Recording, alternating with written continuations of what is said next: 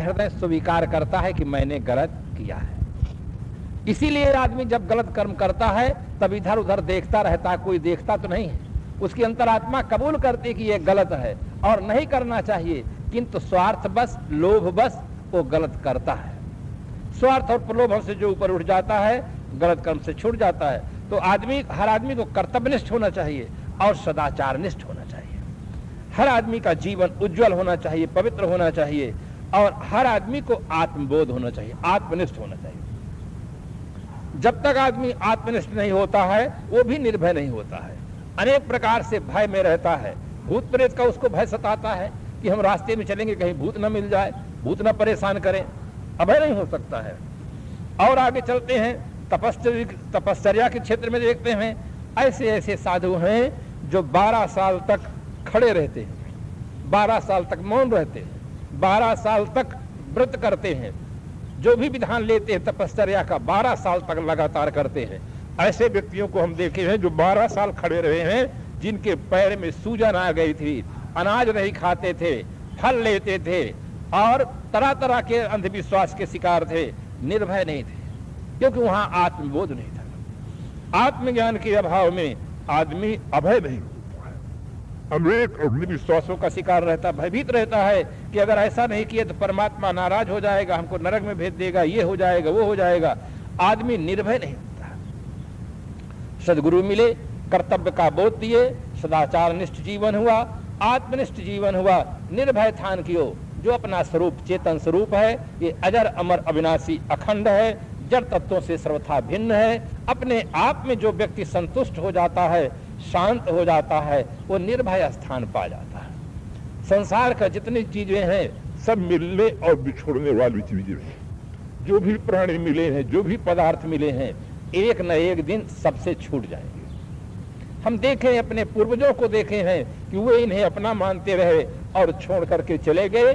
चीजें ज्यों का त्यों बनी हुई हैं, व्यक्ति वो नहीं रह गए। इसी प्रकार से हमारे जीवन में भी होगा। अगर इन चीजों के प्रति हमारे मन में अहंता और ममता होगी, आसक्ति होगी, तो हम निर्भय नहीं होंगे। व्यक्ति निर्भय होता है बोध से, रहने से। जब उसे वस्तु स्थिति का यथार्थ बोध हो जाता है, जड़ से भिन्न चेतन सत्ता का बोध हो जाता है, संसार की आसक्तियों से व्यक्ति ऊपर उठ जाता है, अपने आप में संतुष्ट हो जाता है, शांत हो जाता है, तो निर्भय स्थान पा जाता है। जिसके लिए महाराज श्री राम ने सेवरी से नवधा भक्ति में कहा कि मम दर्शन फल परम अनूपा, जीव पाव निज सहज स्वरूपा। मेरे दर्शन करने का परम श्रेष्ठ अनुपम न उपमा देने योग फल ये है कि जीवात्मा सहज ही अपने स्वरूप को प्राप्त हो जाता है। शिवरी और मीरा नारी जाति के दो प्रतिनिधि हैं। शिवरी एक सामान्य घर की महिला है, मीरा एक राजघराने की महिला है। दोनों देवियां भक्ति भजन में जीवन यापन करती हैं। इसलिए नारी जगत के अंदर भी ये साहस होना चाहिए कि हम भी अपना ऐसा जीवन जी सकते हैं। किंतु दोनों को मार्गदर्शक कोई गुरु मिले थे। शिवरी के गुरु मतंग मुनि थे, मीराबाई के गुरु रैदास भक्त थे। दोनों को गुरु मिलने से बोध हो जाता है, ज्ञान हो जाता है। संसार में अनेक प्रकार की विघ्न बाधाएं आती हैं, किंतु जब ज्ञान मिलता है, बोध मिलता है, सदगुरु रक्षक मिल जाते हैं, सारे विघ्न बाधाएं समाप्त हो जाती हैं। संसार बहुत विचित्र है।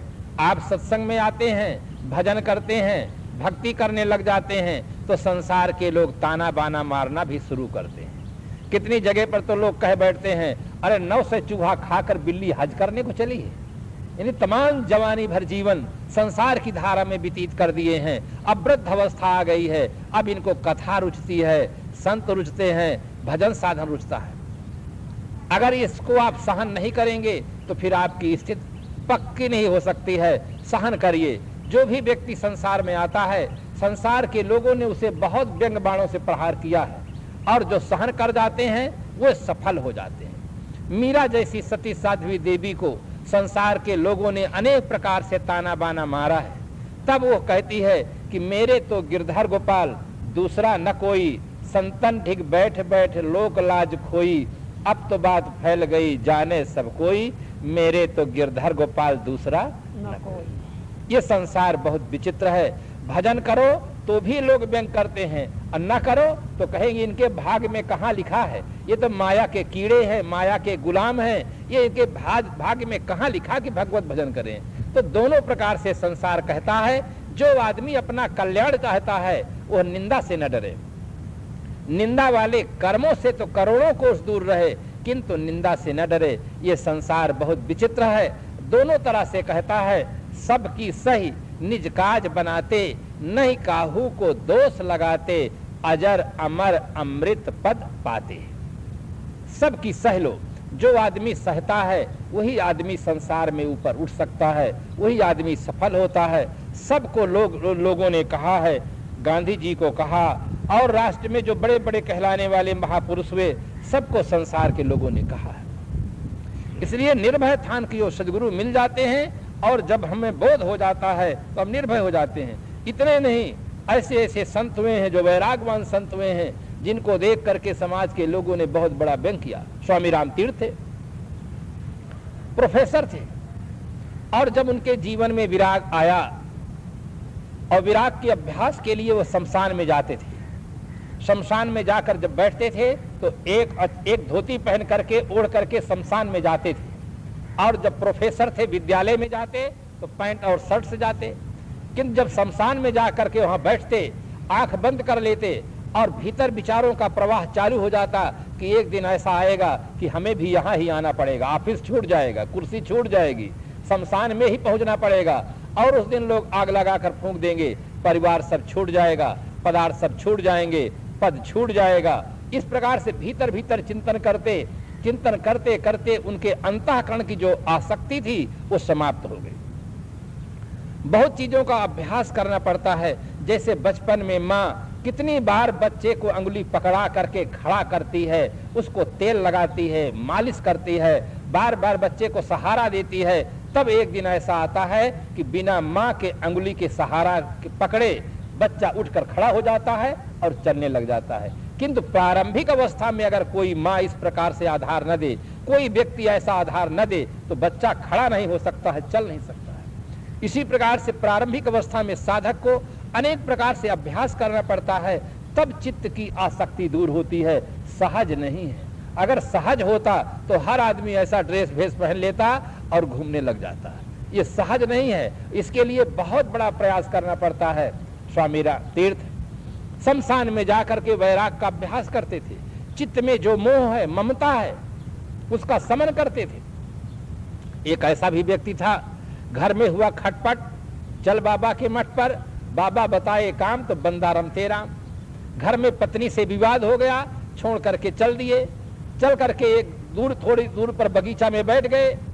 एक दिन बीता, 2 दिन बीता, लोग तो भोजन दे जाने लगे कि कोई महात्मा है, उसको भोजन महात्मा समझ करके श्रद्धालु समाज के लोग उनको भोजन दे दिए। किंतु जब उनको घर की याद आई तो पेड़ के नीचे बैठे रो रहे थे। इतने में एक भक्त आ गए, उन्होंने कहा महाराज क्या आज कोई भोजन नहीं दिया है? कहे भोजन तो पा लिए हैं। तो कहे पानी नहीं मिला है? कहे पानी तो मिल गया है। तो फिर आप रोते क्यों हैं? तब वो अपने दिल की बात बताए कि पत्नी से थोड़ा सा झगड़ा हो गया, उसी झगड़े में मैं आकर यहाँ चला आया हूँ। अब पत्नी की याद आती है, बच्चों की याद आती है, अब रहा नहीं जाता, पेट जलता है, क्या करूँ? अब जा भी नहीं पाता हूँ, जाऊँ तो कैसे जाऊँ? अपने आप मैं आया हूँ तो जाऊँ कैसे? और रहा भी नहीं जाता है।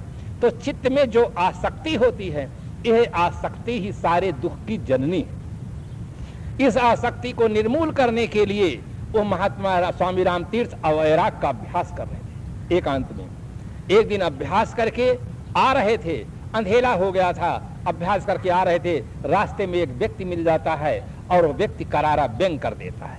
उसने कहा देखो तो इतना बड़ा प्रोफेसर व्यक्ति कैसा ये पागल हो गया है। अरे शमशान में तो उसे जाना चाहिए मुर्दा को, और ये जिंदा होकर के शमशान में जाकर बैठता है वहां पर। इसका दिमाग का इसको ढीला हो गया है, पागल हो गया है। तब स्वामी राम तीर्थ ने कहा इन्हीं बिगड़े दिमागों में भरे अमृत के लच्छे हैं, हमें पागल ही रहने दो कि हम पागल ही अच्छे। जिसको तुम बिगड़ा दिमाग समझते हो, इसी दिमाग में अमृत के लच्छे भरे हुए हैं, हमें पागल समझकर छोड़ दो तो भी हम बहुत अच्छे हैं। वास्तव में वैरागवान संतों को लोगों ने कहा पागल है। कितने लोग तो कहते हैं अरे कर्महीन है, कितने लोग कहते हैं अकर्मण्य है। कितने लोग तो व्यंग करते हैं कि अरे नार मुई ग्रह संपत्ति नासी मुड़मुड़ा भय सन्यासी, घर में स्त्री मर गई होगी और खाने को ठिकाना नहीं रहा होगा, अकर्मण्य रहे होंगे, आलसी रहे होंगे, इसलिए साधु हो गए हैं। साधुओं के संबंध में लोगों के मन में तरह तरह की भ्रांतियां फैली हुई है। इस सब भ्रांतियों का निराकरण मैंने हाल चाल की पुस्तक में किया हूं। उसका एक लेख ही है, साधु होना चाहिए पक्का होय के खेल, कच्चा सरसों पेर के खरी भयाना तेल। सदगुरु कबीर साहब की ये वाणी है। साधु होने का कारण क्या है? भगवान बुद्ध होते हैं, महावीर स्वामी होते हैं, भृतिहर होते हैं, गोपीचंद होते हैं, ये राज परंपरा के लोग सब संन्यास ले लेते हैं। इनके पास पत्नी थी, बच्चे थे, राजमहल था, सब साधन था, फिर सन्यासी होते हैं तो जरूर कोई कारण है, इनसे जरूर कोई ऊंची चीज पा जाते हैं, तब व्यक्ति छोड़ते हैं। इसलिए वास्तविकता का हमें बोध होना चाहिए। वास्तविकता के बोध के लिए जीवन में सद्गुरु की आवश्यकता होती है। जब तक व्यक्ति को सद्गुरु नहीं मिलते हैं तब तक वस्तु स्थिति का बोध नहीं होता है। तो निर्भय स्थान की ओर सद्गुरु मिले, हमें बोध दिए, निर्भय स्थान पर पहुंचा दिए। मिलन वियोग का दुख नसायो शोक रुमोछयो। प्राणी और पदार्थों के मिलने पर जो प्रसन्नता होती है, वियोग में दुख होता है, शोक होता है, मोह होता है। जब व्यक्ति को बोध हो जाता है तो भाव सम हो जाता है, मिलन वियोग स्वाभाविक हो जाता है और व्यक्ति तृप्त रहता है, अपने तरफ शांत हो जाता है। सदगुरु कबीर साहब ने कहा, इंद्र कृष्ण द्वारे खड़े लोचन लच लजाए, कहीं कबीर ते उबरे जाहि न मोह समा। जिसके अंदर में मोह नहीं समाता है वो व्यक्ति संसार सागर से पार होता है। मोह जो है एक ऐसा बंधन है कि उससे आदमी ऊपर नहीं उठ पाता है। और होए विवेक मोह भ्रम भागा। जब आदमी के अंदर विवेक उत्पन्न हो जाता है, सत्यासत्य का विवेक हो जाता है, तब मोह दूर हो जाता है। आज जो प्राणी पदार्थ मिले हैं उनके साथ हम सुंदर व्यवहार करें, किंतु थोड़ा विवेक रखें तो जैसे पूर्व के प्राणी पदार्थ छूट गए तैसे आज के भी छूट जाएंगे। अबोध अवस्था में, बाल अवस्था में माता पिता बहन भाई इतना ही परिवार था, परिवार सीमित था। और आगे बढ़े, पत्नी मिली, बच्चे मिले, सगे संबंधी मिले, फिर वृद्ध अवस्था आई और एक दिन ऐसा आएगा कि शरीर ही नहीं रहेगा। प्राणी पदार्थ मिलते और बिछुड़ते रहते हैं, रात और दिन होता रहता है। इस प्रकार से जहाँ विवेक जागृत हो जाता है, मोह का शमन हो जाता है। जड़ चेतन को भेद बतायो, अजर अमर अभयो। जब हमें सद्गुरु के दर्शन होते हैं, सद्गुरु के द्वारा जड़ चेतन का भेद खुलता है। जड़ उसे कहते हैं जिसमें ज्ञान न हो, वो जड़ कहलाता है। चेतन जो ज्ञान स्वरूप है। संसार में दो ही पदार्थ हैं, एक दृश्य और दूसरा दृष्टा। दृश्य जड़ है, दृष्टा चेतन है। जो एक है आंख से हम देखते हैं, जो कुछ भी हम आंख से देखते हैं वो सब दृश्य है, जड़ है। जो आंख से देखने वाला है वो चेतन है। तो सद्गुरु हमें परखा देते हैं, जड़ चेतन का भेद बताते हैं कि जिसमें ज्ञान न हो। मकान अपने को नहीं जानता कि मैं कान हूं, हाथ अपने को नहीं जानता कि मैं हाथ हूं, पैर अपने को नहीं जानता कि मैं पैर हूं, सूर्य अपने को नहीं जानता कि मैं सूर्य हूं, चंद्रमा अपने को नहीं जानता कि मैं चंद्रमा हूं। जितने दृश्यमान चीजें हैं ये सब चीजें जड़ हैं। इन्हें अपने आप का ही पता नहीं। लाउड स्पीकर को पता नहीं कि मैं लाउड स्पीकर हूं। इसका जो जानने वाला पदार्थ है उस पदार्थ का नाम चेतना है। जो हाथ को जानता है कि ये हाथ है, ये पैर है, ये आंख है, ये कान है, जो जानने वाला पदार्थ है, जानने वाले पदार्थ को जीव कहते हैं। और जो पदार्थ जानने में आता है उसे जड़ कहते हैं। सद्गुरु के मिलने से हमें वस्तु स्थिति का सही सही बोध होता है। जड़ चेतन का भेद बताए। जड़ चेतन का संबंध किससे है? अध्यास बस है, वासना बस है। आप यहाँ पर शांत चित्त से कथा सुन रहे हैं, कोई प्रकार का व्यवधान नहीं है, किंतु भीतर भीतर ख्याल हो जाए नाना चाचा काका मामा का, तो भीतर भीतर दुख सुख होने लग जाएगा। और ख्याल न हो तो किसी से कोई रिश्ता नहीं, किसी से कोई संबंध नहीं है। ख्याल मात्र ही संबंध है, ख्याल न हो तो किसी से कोई रिश्ता नहीं है। आप यहाँ निश्चिंत होकर बैठे हैं, कथा श्रवण कर रहे हैं, किंतु भीतर भीतर ख्याल हो जाए कि हमारे स्टोर रूम में क्या क्या चीजें रखी हुई हैं, तो संबंध होने लग जाएगा। और ख्याल न हो तो होना न होना उनका बराबर है। याद मात्र संबंध होता है। इसलिए साहब बताते हैं कि जड़ चेतन को भेद बताओ। सदगुरु के मिलने से हमें जड़ चेतन का सही भेद खुला। अजर अमर अभयो, अजर न जरने वाला, अमर न मरने वाला, और अभय जो आत्म तत्व है, चेतन सत्ता है, जीव सत्ता, इसका बोध दिए। संत सम्राट श्री कबीर साहब का मौलिक ग्रंथ बीजक है। बीजक में आपने कहा समझे की गति एक है, जिन समझा सब ठौर, कहीं कबीर ये बीच के बल कहीं और की और। समझे की गति एक है, जितने समझदार व्यक्ति हैं सबकी एक समान गति होती है, दशा होती है, स्थिति होती है। बीच के लोग ही अन्यथा कथन करते हैं। समझदार सबके एक समान स्थिति होती है। तो जो जड़ से भिन्न चेतन सत्ता है, जितने समझदार हैं उस पर विवाद नहीं करते हैं। भाषा है, कोई उसको जीव कहता है, कोई आत्मा कहता है, कोई चेतना कहता है, कोई ईश्वर कहता है, कोई ब्रह्म कहता है, कोई खुदा कहता है, कोई गाड कहता है।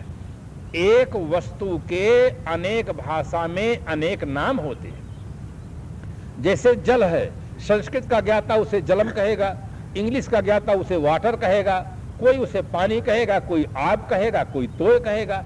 एक वस्तु के अनेक नाम होते हैं। जितनी भाषाएं होंगी, एक एक भाषा में उसके अनेक नाम होते हैं। फिर अनेक भाषाओं में जो नाम हैं, उन नामों को लेकर जो लोग विवाद करते हैं, झगड़ा करते हैं, साहब कहते हैं वो समझदार नहीं।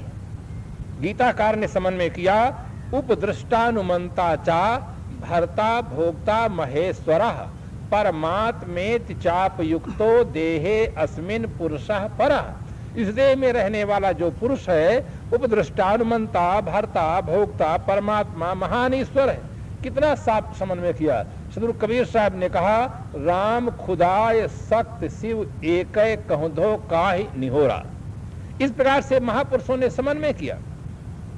किंतु जो लोग समझदार नहीं है, सांप्रदायिकता के चक्कर में आ जाते हैं, वे लोग विवाद करते हैं, अन्यथा कथन करते हैं। इसलिए साहब कहते हैं समझे की गति एक है। जितने समझदार व्यक्ति हैं वो विवाद नहीं करते हैं, तथ्य पर चिंतन करते हैं कि जो जड़ से भिन्न चेतन सत्ता है, ज्ञानमय सत्ता है, वही सत्ता अजर अमर सत्ता है, वही सत्ता अपना स्वस्वरूप है। और उसी में शांत होने से ही वासनाओं के निवृत्त होकर के व्यक्ति अभय पद पाता है। किंतु जो लोग तथ्य को नहीं समझते हैं, वे विवाद करते हैं, वे नासमझ हैं। जैसे एक पिता था, उसके दो बच्चे थे। दोनों बच्चे प्राथमिक शाला में पढ़ते थे। एक कक्षा 5 का विद्यार्थी था और एक कक्षा 3 का विद्यार्थी। प्रातः काल का समय था, दोनों गणित लगा रहे थे। एक ने कहा, गुरुजी ने पढ़ाया है कि 6 धन 4 बराबर 10 होता है। तुरंत बड़े भाई ने कहा, तुम बेवकूफ, तुम्हारे गुरु। हमारे गुरु प्रधानाचार्य हैं, उन्होंने पढ़ाया है कि 8 धन 2 बराबर 10 होता है। छोटे भाई ने दुखी होकर कहा, आखिर हमारे गुरुजी भी तो उस विद्यालय के शिक्षक हैं, हम अपने गुरुजी की बात मानेंगे जिन्होंने पढ़ाया है कि 6 धन 4 बराबर 10 होता है। उसने कहा, तुम्हें इतना भी विवेक नहीं है? प्रधानाचार्य श्रेष्ठ होते हैं कि सहायक अध्यापक श्रेष्ठ होते हैं? प्रधानाचार्य श्रेष्ठ होते हैं। उन्होंने पढ़ाया कि 8 धन 2 बराबर 10 होते हैं। दोनों भाई बहस करने लगे। घर के अंदर से पिता सुन रहा था। पिता बाहर आया और कहा, अपना अपना काम करो, बहस क्यों करते हो? छोटा भाई दुखी था। उसने कहा, देखो पिताजी, बड़े भाई साहब को, हमें और हमारे गुरुजी को बेवकूफ बताते हैं, जबकि हमारे गुरुजी ने पढ़ाया है कि 6 धन 4 बराबर 10 होता है, तो हम अपने गुरुजी की बात क्यों न माने, इनके गुरुजी की बात क्यों माने? इतने में बड़े भाई ने तुरंत कहा, पिताजी मैं बार बार समझाता हूं, इसके पास थोड़ी भी बुद्धि नहीं है, ये समझ नहीं पा रहा है। प्रधानाचार्य बड़े होते हैं, सहायक अध्यापक बड़ा नहीं होता है, किंतु प्रधानाचार्य की बात में इन्हें कोई श्रद्धा नहीं है। प्रधानाचार्य जी ने पढ़ाया है कि 8 धन 2 बराबर 10 होता है। पिता दोनों की बात सुना और समझा कि ये केवल बकवास करते हैं। 6 धन 4 बराबर 10, 8 धन 2 बराबर 10।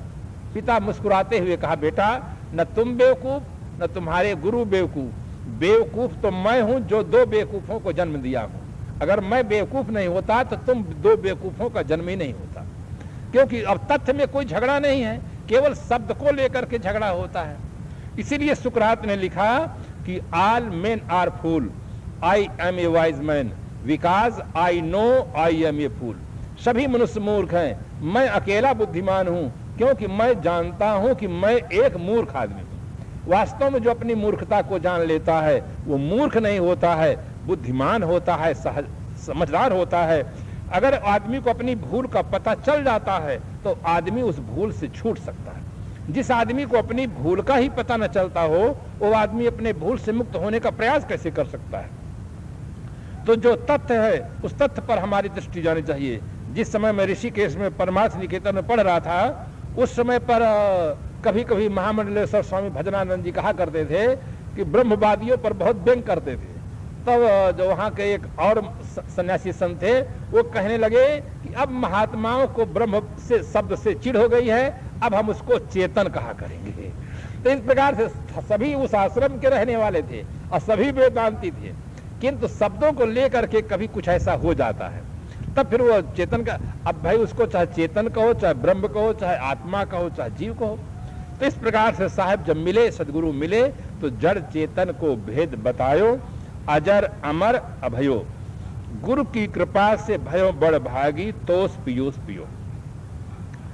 आज जो सुंदर सुनहरा चांस मिला है, पवित्र जीवन जीने का सौभाग्य मिला है, आत्मनिष्ठ जीवन जीने का सौभाग्य मिला है, किनकी कृपा से? गुरु की कृपा से भयो बड़ भागी।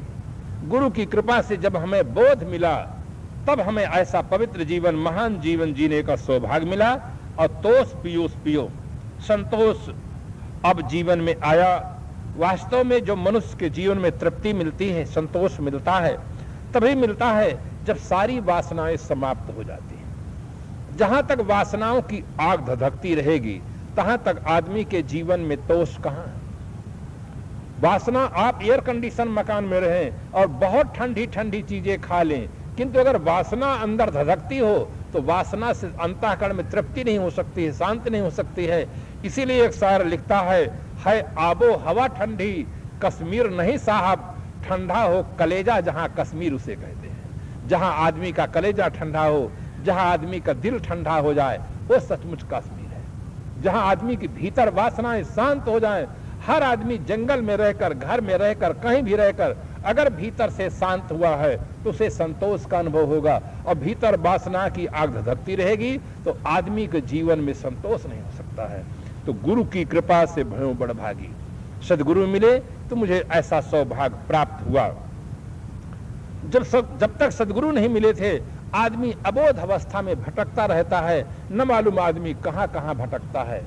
अनेक प्रकार की निर्जीव मूर्तियों में भटकता है, दुर्व्यसनों में भटकता है, संसार में भटकता है। आदमी इतना गौरवशाली प्राणी होते हुए उसका मूल गिर जाता है।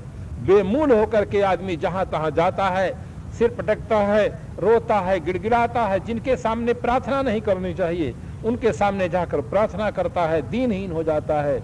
आज शिष्य को बोध मिला है, बहुत गौरव के साथ कह रहा कि गुरु की कृपा से भयो बड़ भागी। आज मुझे जो सौभाग्य मिला है, ऐसा निर्मल जीवन, महान जीवन जीने का सौभाग्य मिला है, इसमें गुरु की कृपा काम कर रही है। तोस पियोस पियो, सदा ऋणी यह दास, गुरु का चरण शरण में लियो। यह दास सदैव गुरुदेव का ऋणी रहेगा। वास्तव में जो गुरु के द्वारा बोध प्राप्त होता है, शिष्य उसका ऋण नहीं चुका सकता। जो माँ बचपन में जितने प्यार से बच्चे का पालन पोषण करके उसे बड़ा बना देती है, योग बना देती है, जीवन भर अगर बच्चा माँ की सेवा करे तो उससे ऋण नहीं हो सकता है। उतनी श्रद्धा से तो कर ही नहीं सकता है। जिस भाव से माँ बच्चे को पालन पोषण कर देती है उस भाव से वो कहाँ सेवा हो सकती है। और कितने दिन तक, 2-4 दिन 10 दिन अगर माँ बीमार पड़ जाए, करना पड़े वो काम जो माँ बचपन में बड़े प्यार से करती रहे तो उसके मन में तरह तरह की भावनाएं पैदा हो जाएगी। तो माँ का बहुत बड़ा उपकार, पिता का बहुत बड़ा उपकार, इसी प्रकार से सबसे बड़ा उपकार गुरु का उपकार होता है, जो हमें बोध दान दे करके हमें अजर अमर अभय पद दिए और सारी भ्रांतियों से दूर कर दिए। और गुरु की कृपा से ही हमें ये जीवन में जो अधर्म है ये छूटा। शरीर को अहंकार जो मानते थे कि हम बहुत सुंदर हैं, बहुत बड़े हैं और भी न मालूम क्या क्या मान करके रखते थे, उस सब देह का मान दूर हुआ। और मन का जो संसार में रात दिन जाल बिछा रहता था उससे भी सदगुरु छुटा लिए और इंद्रिय विषय को कलमलटायो। पंच विषयों की आसक्ति में जो पड़े जल रहे थे उससे निर्मल जीव कियो, जीव निर्मल हो गया। तो इस प्रकार से साधनानिष्ठ पवित्र जीवन जीने का जो आज सौभाग्य प्राप्त हुआ है, गुरुदेव का स्मरण कर रहा है कि शिष्य की ये गुरु की कृपा से ही ऐसा मुझे सौभाग्य प्राप्त हुआ है। सदा ऋणी यह दास गुरु, यह दास सदैव गुरु का ऋणी रहेगा। चरण शरण में लियो, गुरुदेव इतने महान कि अपने चरण में शरण में हमें लेकर के हमारी रक्षा किए। जिस प्रकार से माँ रक्षा करती है बच्चे की, इसी प्रकार से गुरुदेव हमारी रक्षा किए, हमें बोध दिए और मैं सदैव उनका ऋणी रहूंगा। इस प्रकार से सदग्रंथ भवयान में सदगुरु के दर्शन करने से क्या क्या लाभ होता है, इस संबंध में बहुत सुंदर सदगुरु श्री विशाल देव जी समझाए और अच्छी तरह से एक एक विषय को परखाए।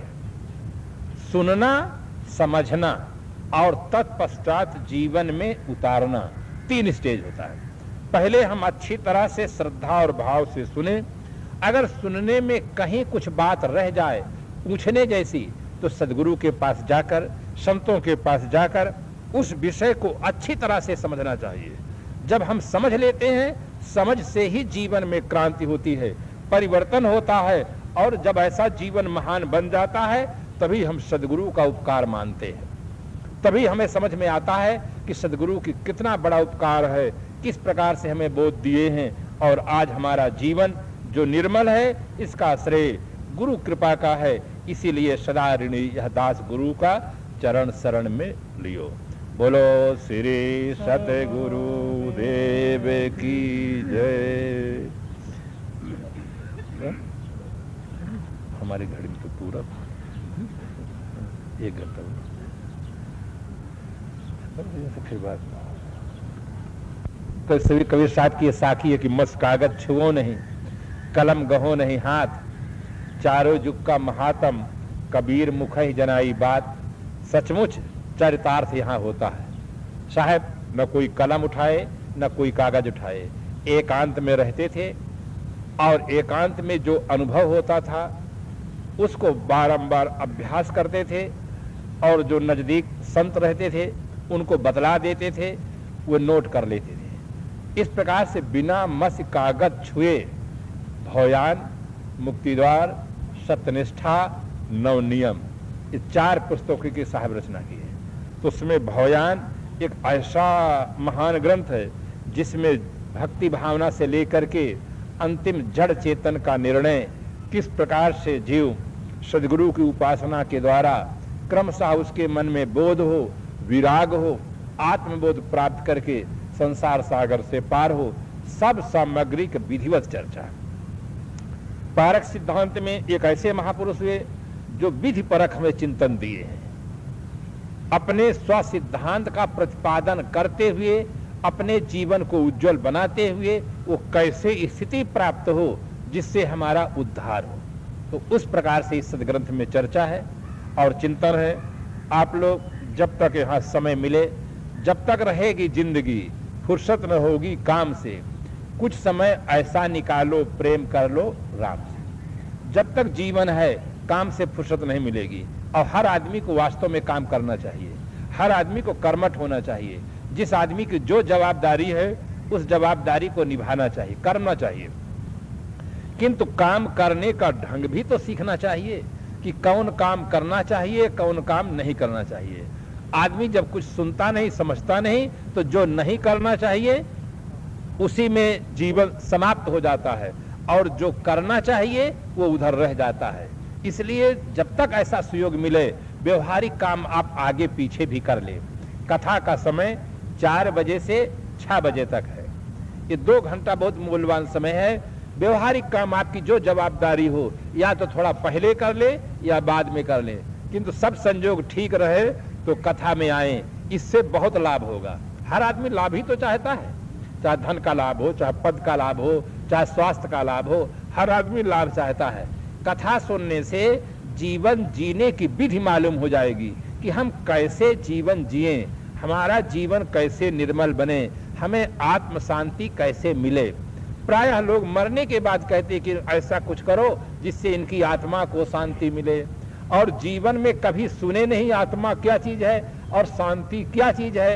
रात दिन केवल प्रपंच में, सांसारिक धारा में बहे, तो मरने के बाद उन्हें आत्म शांति कैसे मिलेगी? जीते जी आत्म शांति मिले, आत्मबोध मिले, इसलिए कथा को बड़े श्रद्धा और भाव से सुने। अब मैं निवेदन करता हूं श्रद्धेय श्री साहब जी से, आपकी अपनी भाषा नेपाली भाषा में सुनाएं। मैं भी थोड़ा सुनते सुनते समझने लगा हूं, इसलिए साहब जी से विरोध करता रहता हूं कि साहब जो आप बोलते हैं उससे अब पकड़ में बातें कुछ आती हैं, समझ में आने लग गई हैं। इसलिए श्रद्धेय श्री साहब जी नेपाली भाषा में आप अपने निर्मल विचार देंगे। आप लोग इसी प्रकार से शांति से सुने। आज क्या हो गया?